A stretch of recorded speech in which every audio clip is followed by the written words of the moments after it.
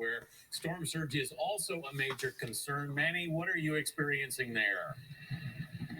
Well, as you can see, Anthony, good morning, and it is a rough morning here in Mobile because of these high winds that are hitting this area, lashing this downtown area right now. It is hard to just stand here right now. And this is the type of high wind that is certain to leave devastation across parts of Alabama.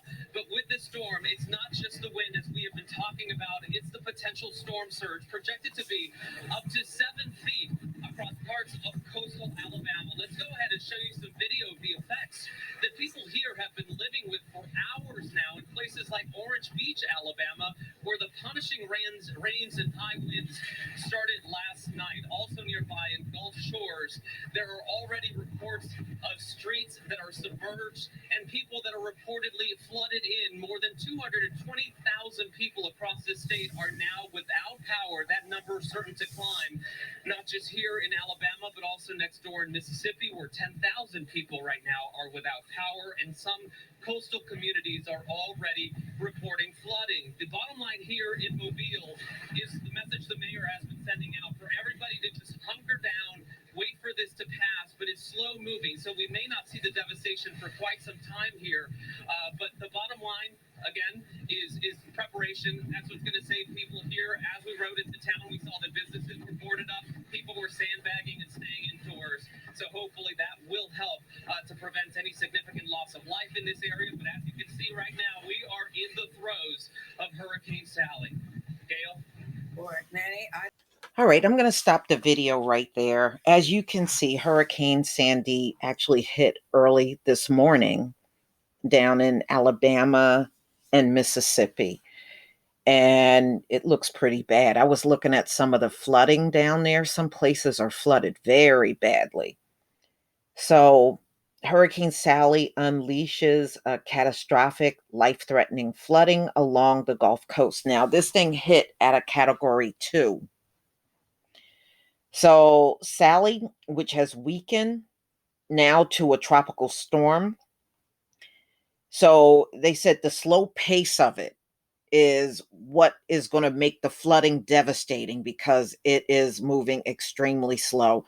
Now, the last time I heard it was moving at, I think, 3 miles an hour. I mean, like creeping along.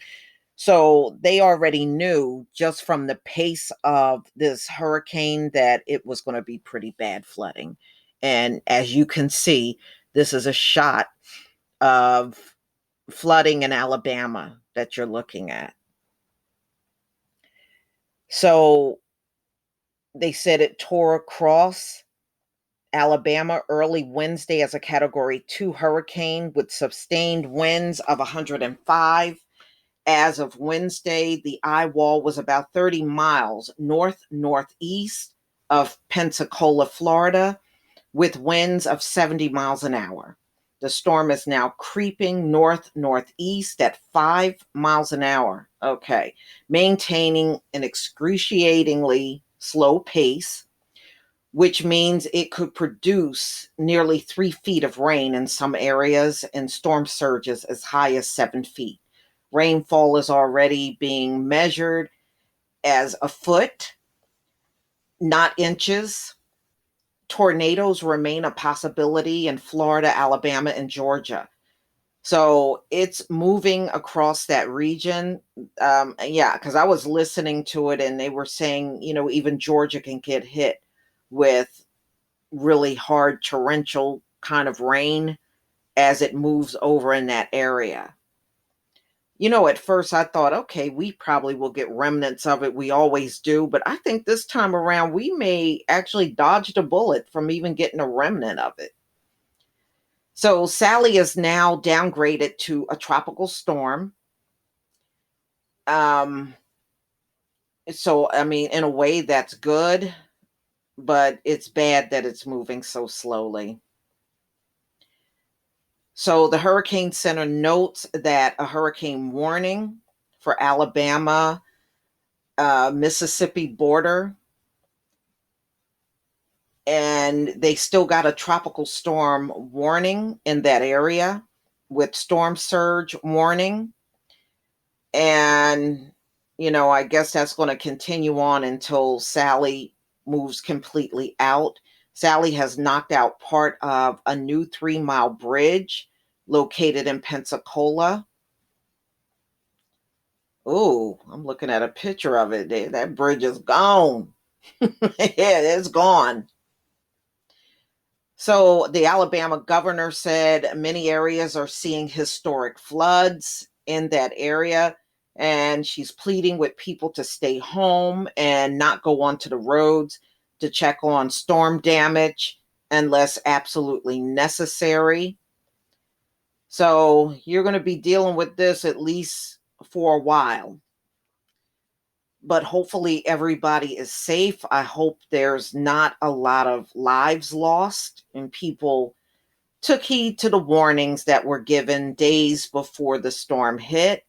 Looked like Louisiana pretty much dodged a bullet on this one, but Louisiana didn't need any more hurricanes, not after Hurricane Laura went across that state. But y'all, please tell me what you think. I pray that those of you that don't have power will get power back shortly.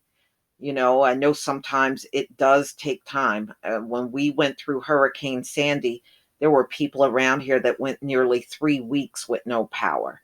I mean, it may not seem that long, but when you have to live through that, it's long. It's long. Please leave your comment and subscribe. Don't forget to hit on the notification bell, and I'll see you on the next video. Peace, family.